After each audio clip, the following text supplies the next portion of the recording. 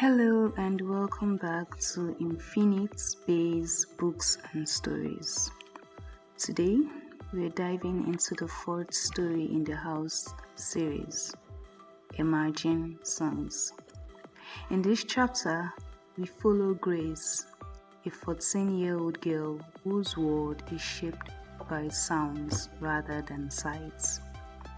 When she's taken by three men and hidden in a mysterious house, she finds herself surrounded by voices of the lost, the forgotten, and the trapped souls who once lived within those walls.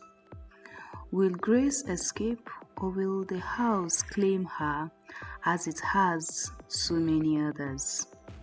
Let's step into her world and find out.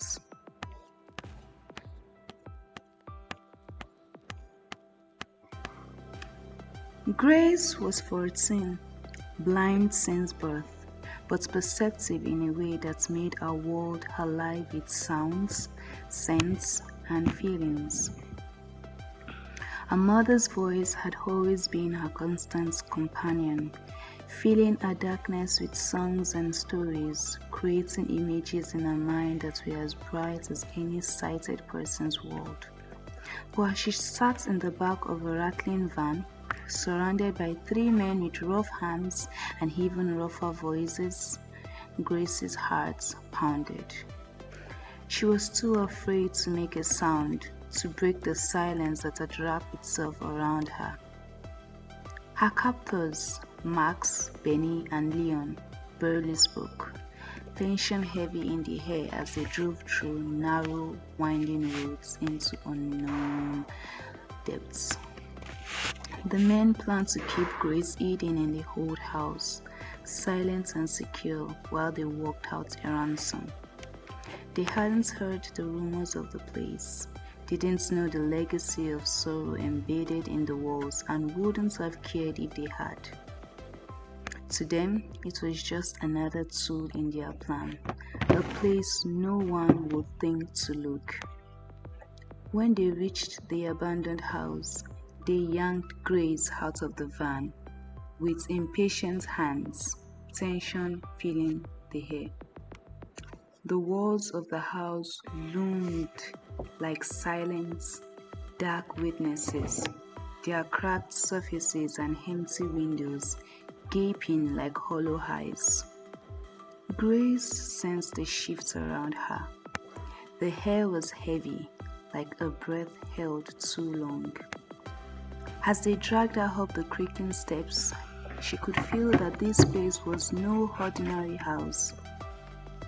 The floor creaked beneath her feet as she was pulled inside, her captors laughing as they shoved her into a small, musty room.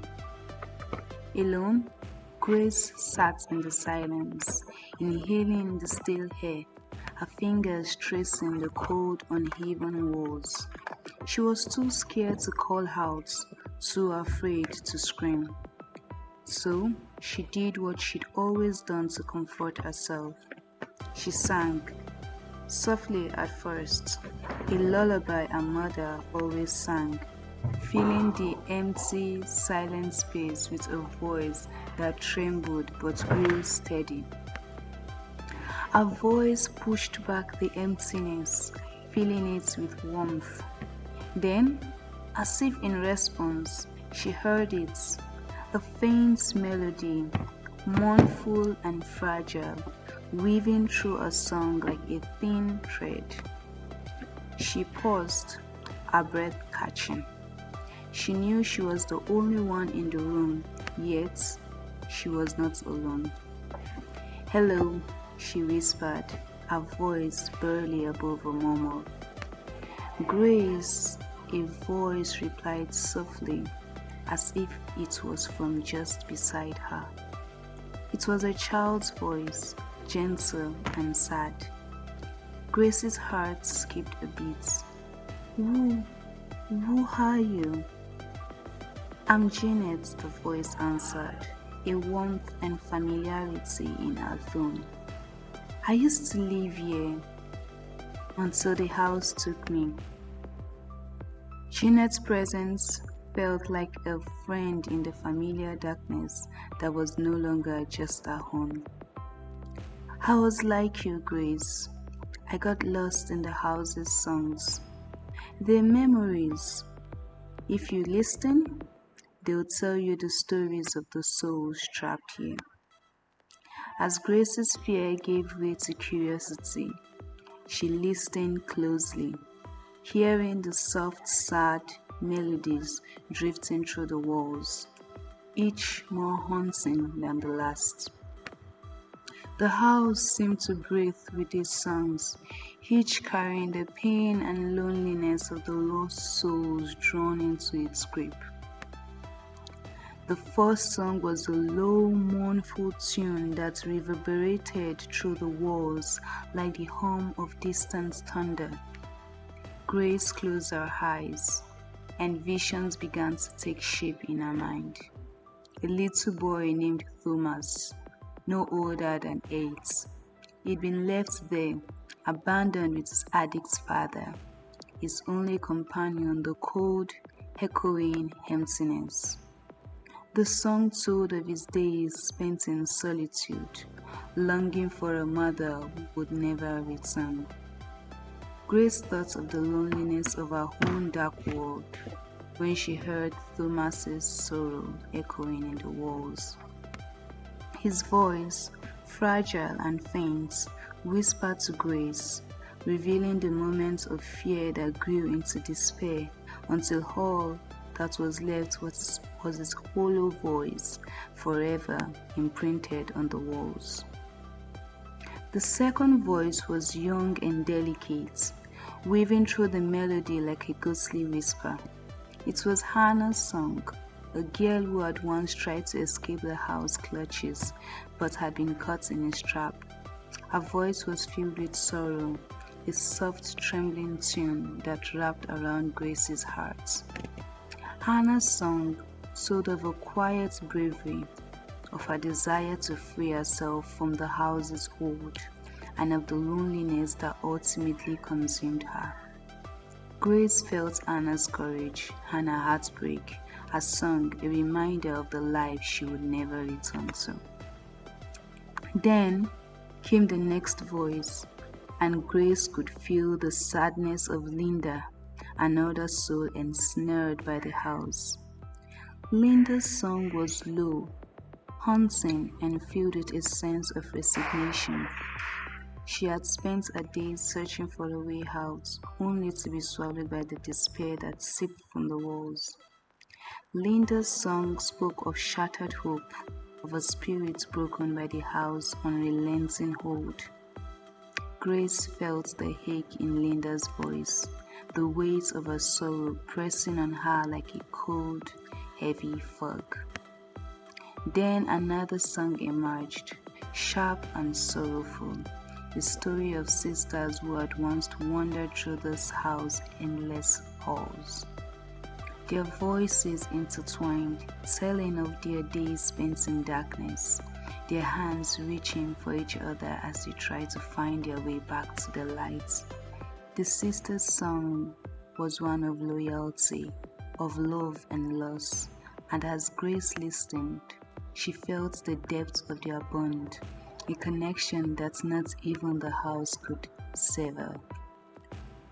With each song, the house shared more of its tragic history, its walls echoing with the stories of those it had claimed. Grace felt her heart ache for these souls, her voice blending with theirs in quiet sympathy. They became parts of her, their stories filling our hearts with a weight that grew heavier with each passing moment.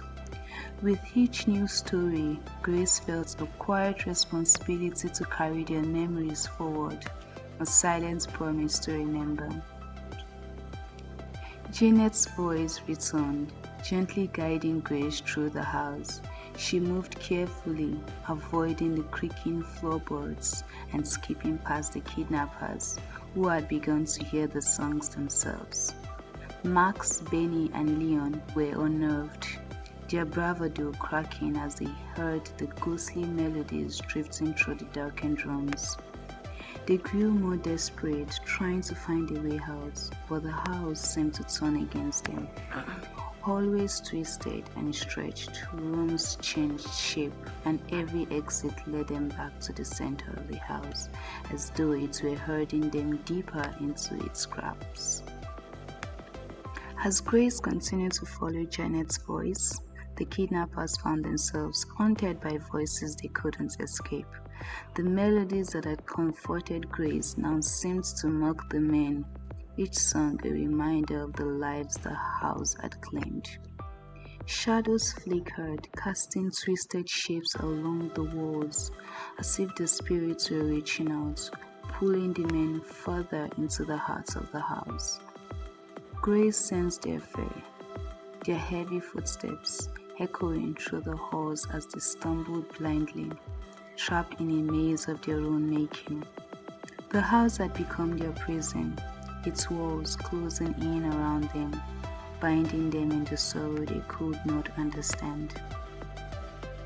Janet finally led Grace to the hidden stairway. A small, soft voice urged Grace to keep singing, to let the spirit song guide her. With each note, Grace felt a path open up before her, each melody unlocking a step closer to her freedom. But before she could reach the cellar door, Max appeared, his anger twisted with fear. "Where do you think you are going?" he growled, his voice shaking. But as he reached for Grace, the house responded, its shadows thickening, encircling him like a dark fog. Max screamed, and his voice echoed through the halls, blending with the other trapped souls.